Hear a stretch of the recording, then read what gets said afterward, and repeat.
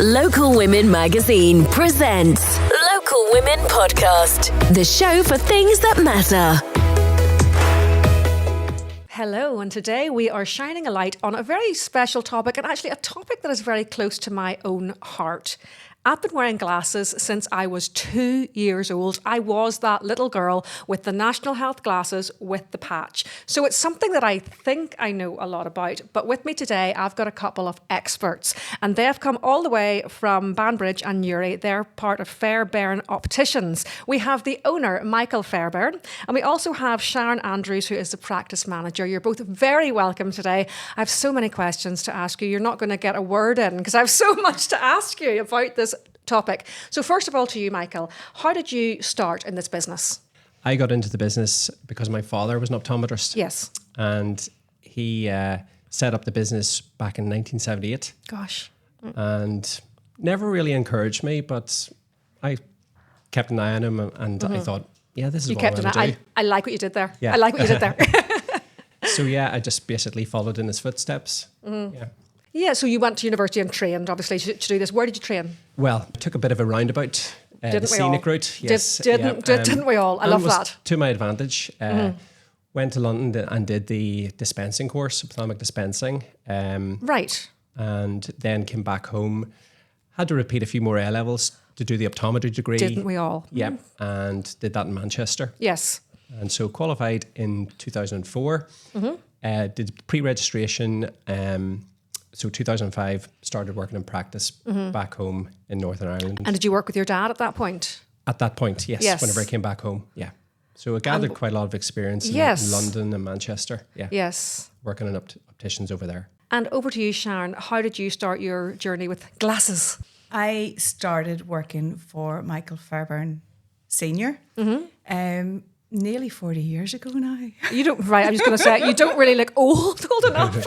You were obviously a teenager whenever you started working. I was only a baby. Yeah, Yes. so I was 15, so it was my wee part-time job at lovely. school. And you kept on. So How I lovely. kept on. So in those days, there was YTP. And whenever I was... For I'm anybody really who doesn't giving know what my that age is, away. that is the youth training program. That's right. It was also called the youth training scheme. That was a great scheme. What happened to that? So you went in on a YTP, which meant that you did school and that at the same time and kind of got a wee bit of money. Well, that's kind of how it was supposed An to be. apprenticeship. Yes.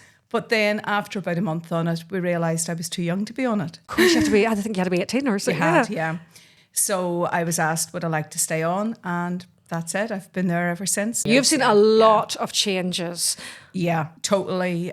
Whenever I started, you'd have had maybe about 4 or 5 frames to pick from. People don't really believe this. Like whenever now I am 51 years old, so whenever I used to go in to pick my glasses, I don't know, you just got National Health glasses. There was no option for paid for glasses. I mean, I presume there must have been, but it was never really. So basically there was a pink pair, a blue pair, and for the boys, there was black and brown.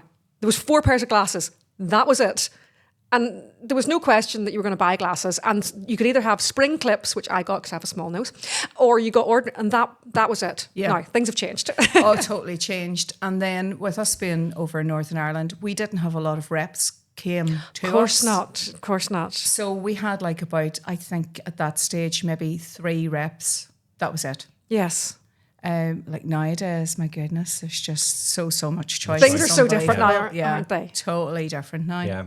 I mean, you're talking there about those frames. I never actually got to see those frames, the NHS. You're but a baby, Michael. That's why. Yeah. I mean, but that was for quite a long time. That wasn't just, I mean, that was from, obviously I was wearing glasses from I was 2. So that was until I was maybe 10, maybe older. Like an early teen. I remember then going into the opticians in Coleraine and being shown other frames. And it was like, oh my goodness. And then glasses became fashionable. Yeah. Because whenever I was little, glasses weren't really fashionable. There was something that was foisted upon you. Now, things are very different now. Something we were just chatting about before we came on air. I ask every optician this about patching. You know the way you see little children with patches. Is that still a thing? Yes, it is. Yes. And it's great that you actually had that. I did. You achieved that, Yes. that treatment. Yes. Because there's a lot of children that don't, unfortunately. But yes, patching is still done and it is very effective. but they're using new techniques such as using eye drops Yes. to do that instead. That's not the mainstay at the minute, but potentially it will be. So how old do you have to be? So if you're watching this and you have a small child who's maybe like, 1 or 2 years old and they're standing very close to the television. I mean, this used to be picked up in schools. It's not really now, is it? Well, yeah. I mean, schools, you're talking about the age of 5. Yes. The primary one where they do the school screening Do they still do tests. that? Right, okay. Well, it is quite limited, but Right. yes, I most mean, I'm a child of schools, the I 1970s believe- and that was obviously very different. Yeah. Yeah. So there are a lot of children picked up that way. Yes. Because they've no visible signs that you can see that they have a turn in their eye or Yes. things like that. Family history comes into it as well. Yes, of so course. That's important. So Yes. under the age of 5, if there's a family history, it would be very important for them to get their eyes tested. So if you are parents who both wear glasses, take Yeah. the child at what age? Well, as young as 3, I mean, we can Young as still 3, do right. eye examinations even though they're unable to identify letters.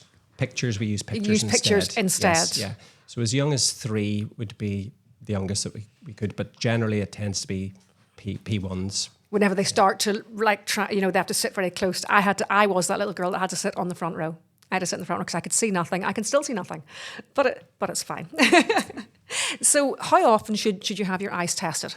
Usually every 2 years. It's as Yes, often this as is that. for people in general, but Yes. there are some classified groups where it should be every year. For example, children, it should be under the age of 16 every year. Every year? Every year, And why is that? absolutely. Because They're there growing. are problems that can happen that won't be Yeah. identified unless they have an eye examination. And the key thing is for these problems to be identified at a much earlier stage, Yes. because that way there's a better outcome. You can do something about Yes, it. they can be treated. But there are some groups where it's every 6 months. Mm-hmm. For example, children whose eyes are changing very quickly. Gosh, right. We would review them every 6 months. Mm-hmm. Going into more medical reasons, diabetics, Yes, of course. that's usually every year.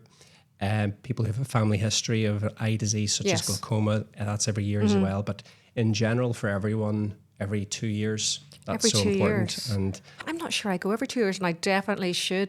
Do you remember back whenever you were younger, Sharon, and your mother would say to you, that reading, you're reading too much, it's going to ruin your eyes. Yes. Do you notice people these days, because they're on iPads and phones, are people's eyes getting worse, or is that my imagination? You're concentrating so much more. Yes. And you're doing so much more with your eyes that there's a lot more eye fatigue. So that yeah. would be something. We actually would have lenses that would be specially sort of designed for anybody like that. Oh. So it means that the eyes aren't having to work as hard. So the muscles in the eyes aren't just as strained, and you don't have that tired feeling. Look, you think now how many times we're lifting the phone. All the time. All We're the time. constantly reading. Whenever we were kids, we didn't have were outside that playing. same thing. Yeah, you're Yeah. out in the fresh air. Yeah. So the lifestyle has totally changed, and eyesight and vision needs has changed also. So are we ruining our eyes? we're putting more demand on our eyes. Yes. That would be Yes. the main thing. And because of that, you'll need some help, Yes. obviously, with glasses. I've started wearing glasses myself. Most people's jobs are in front of computers. Yes. Yes. And that's what I need the glasses, because there's more demand in my eyes for looking at things up close. Yes. And once you get over the 40 age, these things... You're not able to cope as well. Yeah, Yes. it becomes a bit more challenging. So prescriptions usually will change every 2 to 3 years. And they up and up and up Yeah. and up. So that's normal, but it's just very important for that to be identified, because what a lot of people tend to do is they would go and buy these ready readers. From Poundland. Yes, yeah. Yes. And the problem with that is it gives them a false sense of security. Yes, it allows them to be able to see, but there can be changes going on in their eyes which could potentially be sight threatening, which Yes. are overlooked.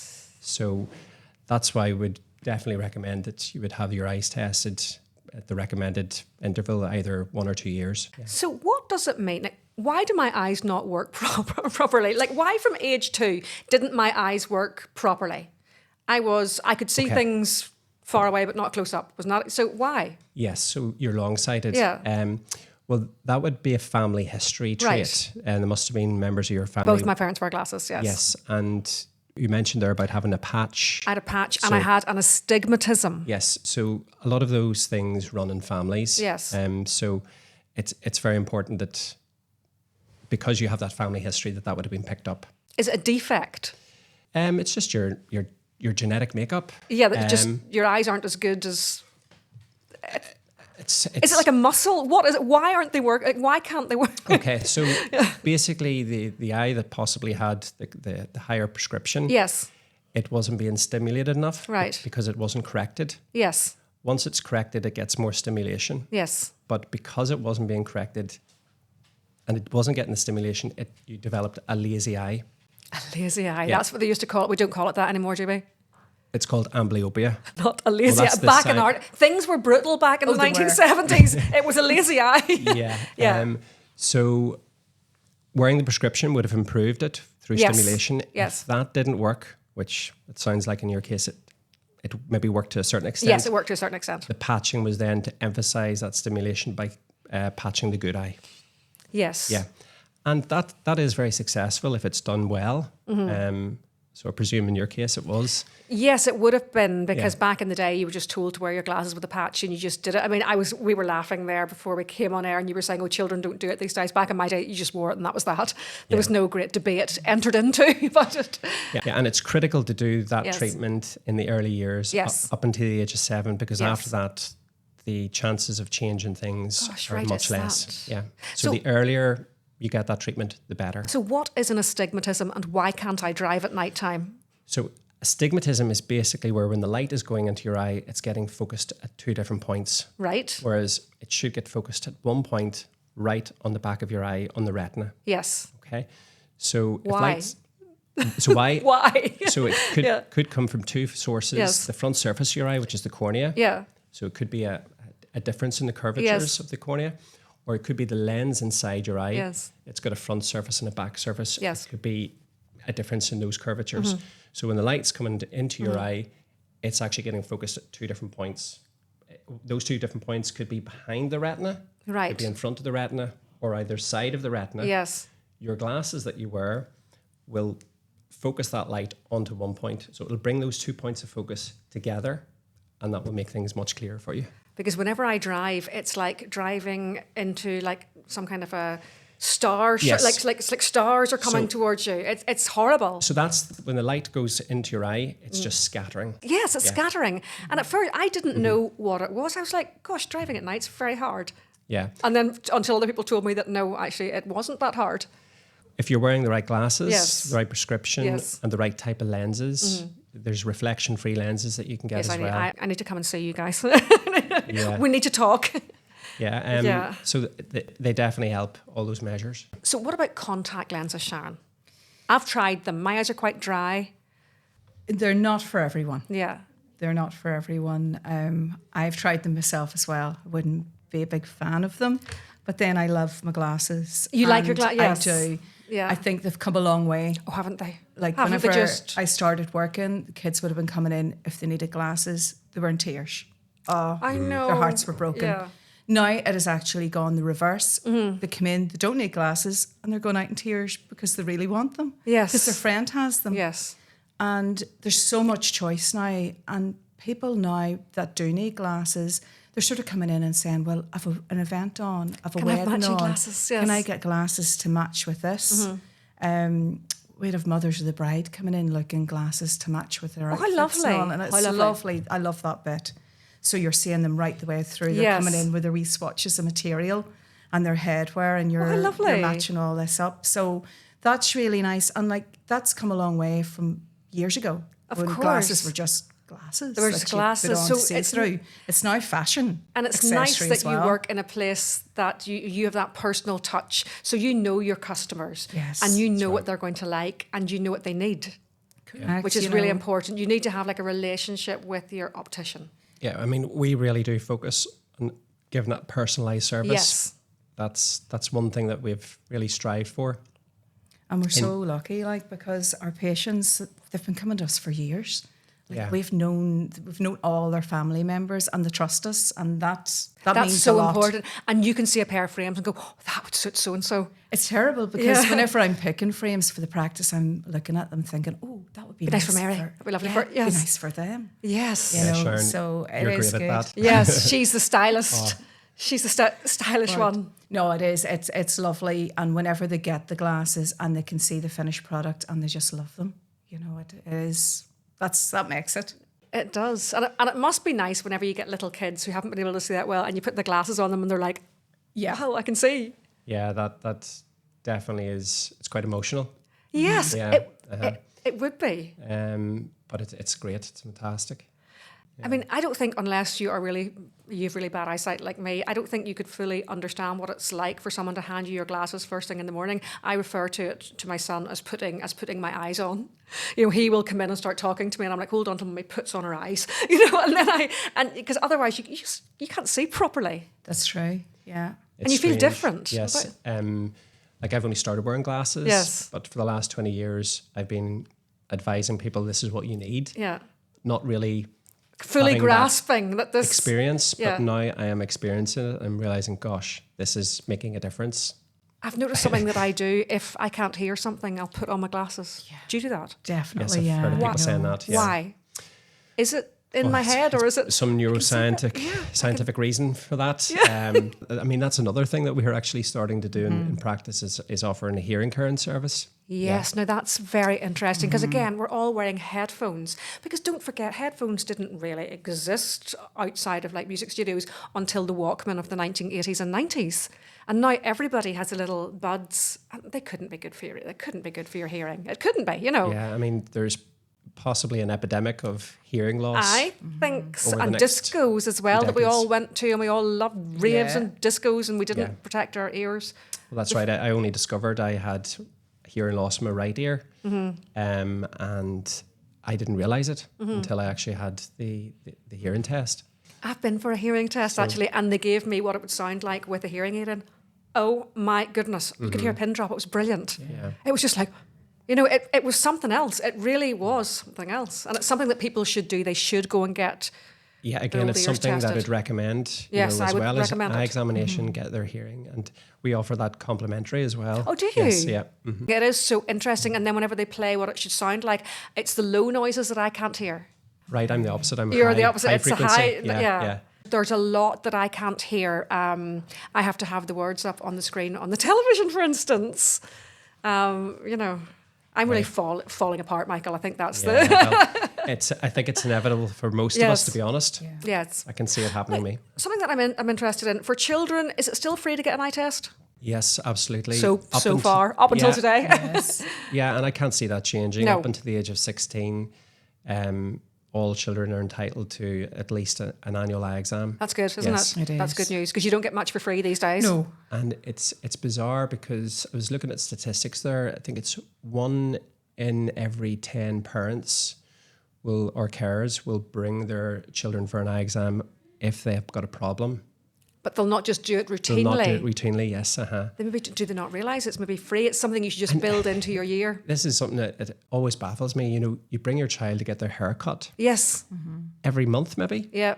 and you're paying what? At least £10, 15, you'd be 20, lucky, I don't yeah. know. But this is actually a free service, and it's just so important. You know, we take our eyes for granted. And We our do. Vision. We We're, really we're, do. that's something I was going to lead on to. We are horrible to our eyes. What should we be doing? Should we be using eye drops, iPad? What should we do to take care of our little peepers? Well, first of all, have an eye exam. Yes. By an optometrist. Yes. That's the key thing because at that stage things could be identified of what's needed. But yeah, protecting your eyes from the sun, so UV protection. Prescription glasses, yeah, It's sunglasses. so important, and polarized prescription or Right. sunglasses. That's Okay. what I'd recommend for anyone Right. who needs a prescription. Yes.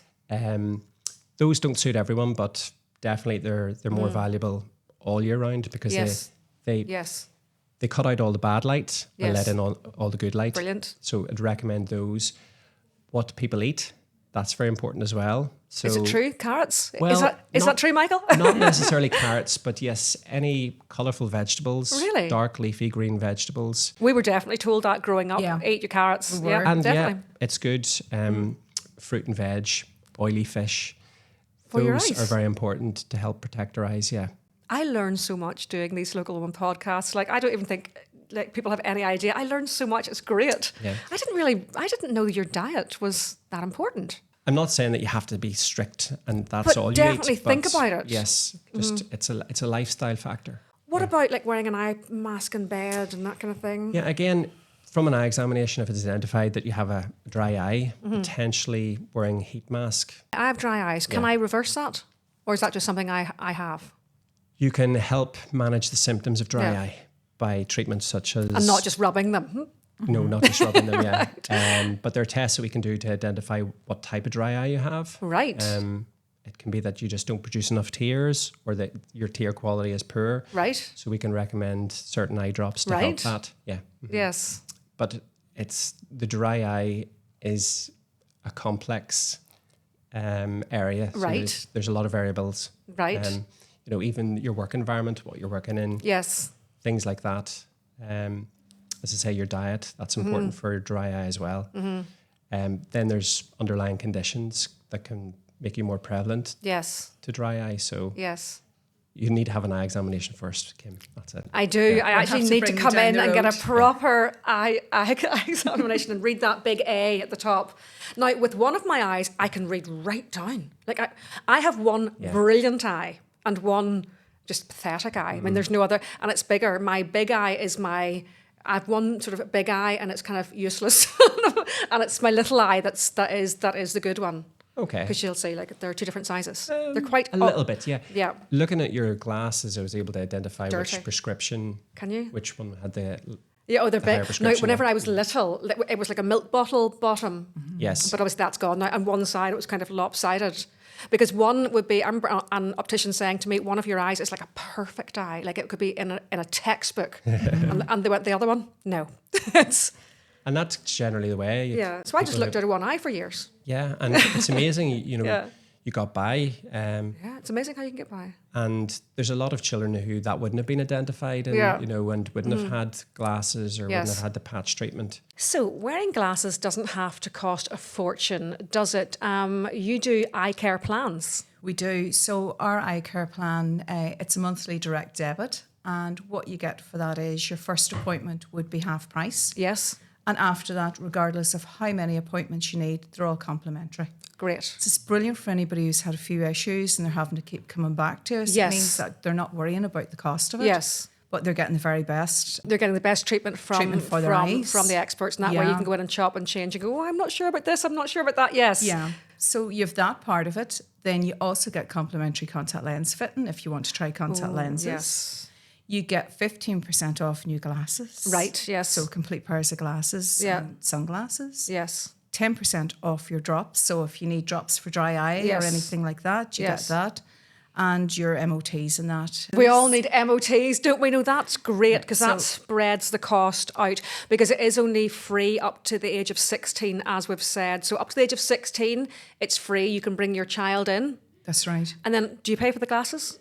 Well, you have a range of ones that would be covered under the health service. And they look great. Like they do. They are amazing they're- now. It's not like my day. They do look good. And do you know what? It's whenever I say they're covered under the health service, there isn't such a thing as an NHS frame anymore. No. So Those days are gone. They're all gone. Yeah. We would source our own frames, and maybe what we are doing out as complimentary with the voucher somewhere Yes. else could be charging for. Yeah.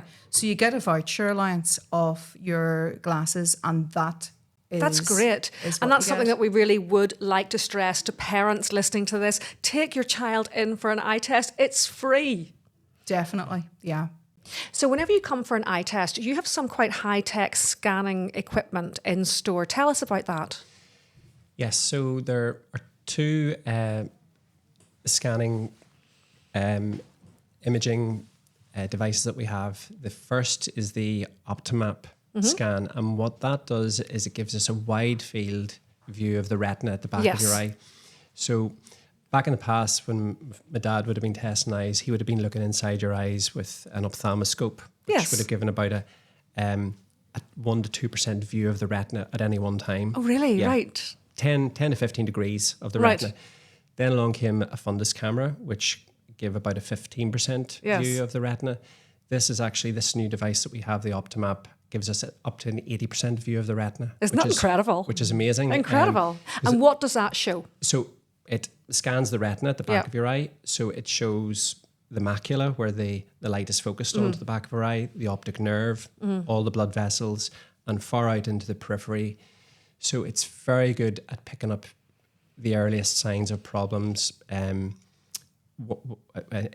In practice, like we've detected choroidal melanomas, which And is that the scanner? Now, I've read in papers and stuff about people going for eye tests and the optician has picked up, say, like a brain tumour or something. That's probably very dramatic, is it? But I've sort of read that kind of thing. It's quite rare to come across that, but Yeah. can be detected through these imaging techniques. So it's for your overall health. I mean, your eye test isn't just for your eyes. This is for your overall health. Yeah, absolutely. I mean, the appearance of the retina, the blood vessels, it can give us indications of diabetes, of high blood pressure. And what do you do if you think, oh, this person's got high blood pressure? Do you say you need to go to your doctor, or do you Refer them to the GP. Do you write a little note? Oh, yes. You write a little note and sort of say, please go and see your GP. Yes. Yes. But in some cases, if it's actually affecting their eyesight, we would refer them to the hospital. Immediately, directly. right. Yes. Well, in some cases, if it's required, direct to eye casualty. We also have the OCT scanning. Yes. And what it allows us to do, rather than having a wide perspective of the retina like the Optimap, it gives us more of a depth perspective. Yes. So it allows us to look at the layers beneath the retina, particularly at the macula. So it allows us to pick up any early signs of macular change, such as age-related macular degeneration. Right. Also, early signs of glaucoma. Wow. Right. Okay. You can pick that up. Yeah. What it does is it measures the nerve fiber layer thickness within our retina, and that's the layer responsible for conducting the impulses from our retina to our optic nerve.